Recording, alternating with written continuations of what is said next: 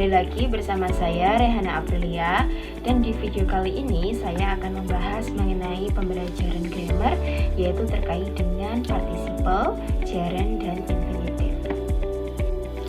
Yang pertama adalah participle. Apa itu participle? Participle adalah verb yang berfungsi sebagai kata sifat atau adjektif.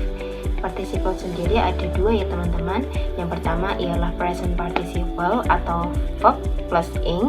Yang kedua adalah past participle atau verb 3. Dalam participle ada dua jenis ya teman-teman. Yang pertama adalah present participle yang memiliki 5 fungsi, dan yang kedua adalah past participle yang memiliki 3 fungsi atau lebih. Fungsi participle sendiri yaitu ada 5. Yang pertama ialah sebagai adjektif. Dalam fungsi ini terdapat 2 rumus. Yang pertama verb ing plus noun. Contoh kalimatnya adalah I am working at the office. Dan rumus yang kedua adalah noun plus to be plus verb ing. Contoh kalimatnya adalah the baby is crying. Fungsi yang kedua adalah untuk membentuk continuous tense. Contoh kalimatnya adalah I am studying English now.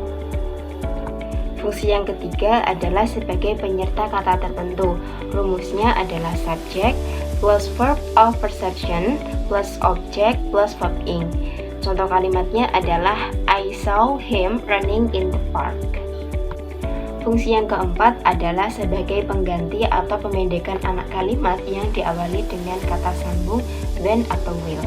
Contoh kalimatnya adalah when I was studying, I heard a noise. Dan fungsi yang terakhir adalah sebagai pengganti kata sambung after. Rumusnya adalah after plus subject plus verb ing plus subject plus verb. Contoh kalimatnya adalah after she finished his work, he went home. Menjadi finishing his work, he went home. Selanjutnya adalah fungsi dari past participle atau verb 3. Yang pertama adalah sebagai perfect tense. Rumusnya adalah subject plus have or has plus verb 3. Contoh kalimatnya adalah I have finished my homework. Dan fungsi yang kedua adalah sebagai passive voice. Rumusnya adalah subject plus to be plus verb 3. Contoh kalimatnya adalah the door is closed. Dan yang ketiga adalah sebagai adjektif. Contoh kalimatnya adalah the broken window. Dan mungkin masih banyak fungsi-fungsi yang lainnya ya teman-teman. Pembahasan selanjutnya adalah gerund. Pengertian gerund sendiri adalah kata kerja yang menjadi kata benda dengan penambahan ing di belakang ya teman-teman. Fungsi gerund sendiri itu ada 5. Yang pertama sebagai subjek, yang kedua sebagai pelengkap subjek, yang ketiga sebagai objek langsung, yang keempat sebagai objek preposisi, dan yang terakhir sebagai aposisi. Menuju penjelasan fungsi yang pertama, yaitu gerund sebagai subjek atau pokok kalimat.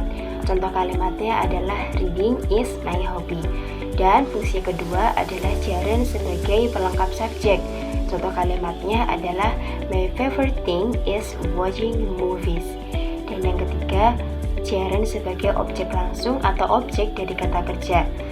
Contoh kalimatnya adalah I enjoy reading books.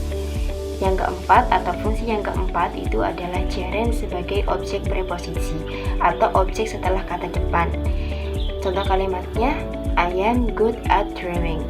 Dan yang kelima atau yang terakhir, gerund sebagai aposisi atau menjelaskan kata benda sebelumnya.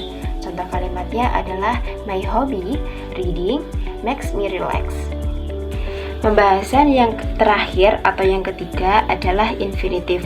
Pengertian infinitive adalah verbal yang berbentuk kata kerja dasar yang umumnya ditambahkan to di depannya. Pembagian infinitive sendiri itu ada 2 teman-teman. Yang pertama ada to infinitive, dan yang kedua ada bare infinitive. To infinitive memiliki 3 fungsi. Yang pertama adalah as a subject. Contoh kalimatnya adalah to travel is my dream. Dan fungsi yang kedua adalah after adjective atau infinitive yang digunakan setelah kata sifat.